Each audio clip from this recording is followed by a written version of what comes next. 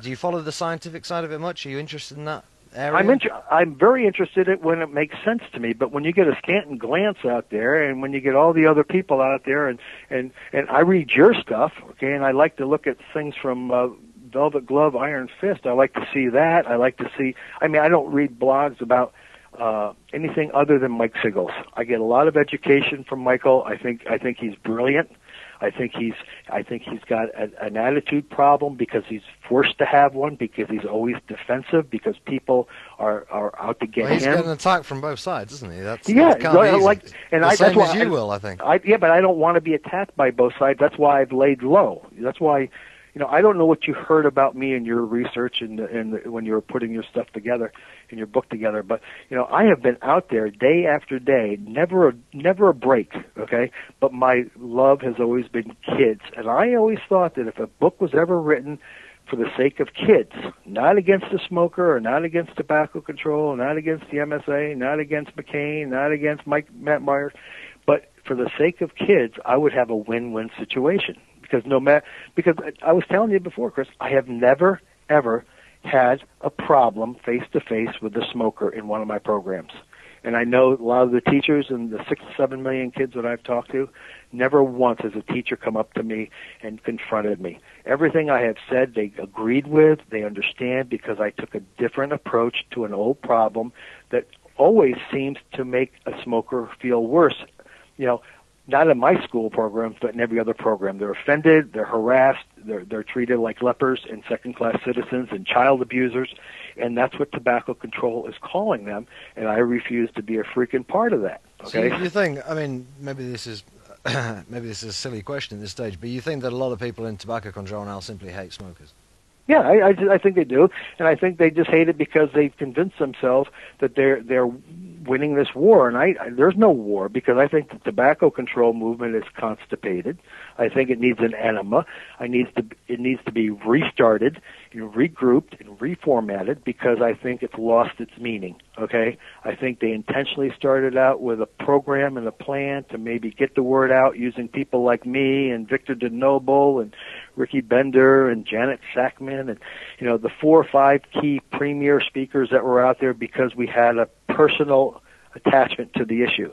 Well, but maybe David, perhaps it was you who was naive. Maybe it's always been about prohibition for a lot of these people. Oh, and you just didn't realize it. Absolutely. But I'm telling you about how naive I was, because I was just so passionate about what I did and loving kids and getting the acceptance that I was getting. Yeah, my ego was out of check as well, Chris. I've never denied that. I was no better than they were for the longest time. But my naivete is that I think the majority of these people, it was about prohibition. And now I can say that about Matt Myers, and I can say that about Ron Davis, who's no longer with us, and all the other people, the Stanton Glances, and the hateful people that just put information out with junk science and the lies that they put out there without any sort of accountability whatsoever. Yeah, absolutely, you're right. I think a lot of these people, you mentioned Stanton Glantz a few times. I mean, you've met most of these guys. I've met all of them. And the Stanton Glantzes. How do they strike you? What kind of people are they? Well, right now I think they're some of the most obnoxious, egotistical people I've ever met in my entire life. We're talking about the Michael Percheks, the Mark Percheks, the Cliff Douglases, the Matt Myers, and the Simon Chapmans. All nice people when I first met them, because it was new. Okay, it's like a honeymoon. When you first get married, everything's good for a while, and then their true colors shine. I went to Australia with Simon Chapman. I went over to Taipei, Taiwan. I went to Sweden. I went to Canary Islands with Patrick Reynolds and Michael Cummings and Stanton Glantz and all the people that were anybody. I was a part of this. So, of course, my ego was out of check, too, because here I'm now gallivanting and carousing with all these people who, had PhDs after their names and MDs, and all I was just this lowly bimbo who was paid a lot of money to make a product look good. So I'm feeling pretty damn good about myself. And so in the beginning, yeah, I was pretty proud to hang around these people that I thought were just some of the smartest people I ever met, because they were making sense, until I started realizing that a lot of the stuff they were saying was made up. Okay, a lot of the stuff, the numbers they were coming up with, and I'm not real statistical. What kind of things are we talking about here specifically? Oh, statistically, they were talking about like when Greg Connolly up in Massachusetts was saying that his state was so successful in controlling tobacco. I'm like, you're full of shit. Okay, I said, you're talking about these kids. They've reduced smoking from 29% to 16% amongst teens. I said, where the hell are you getting these numbers? I started asking these questions, so therefore I was now being pushed in the corner like prostitute in confession.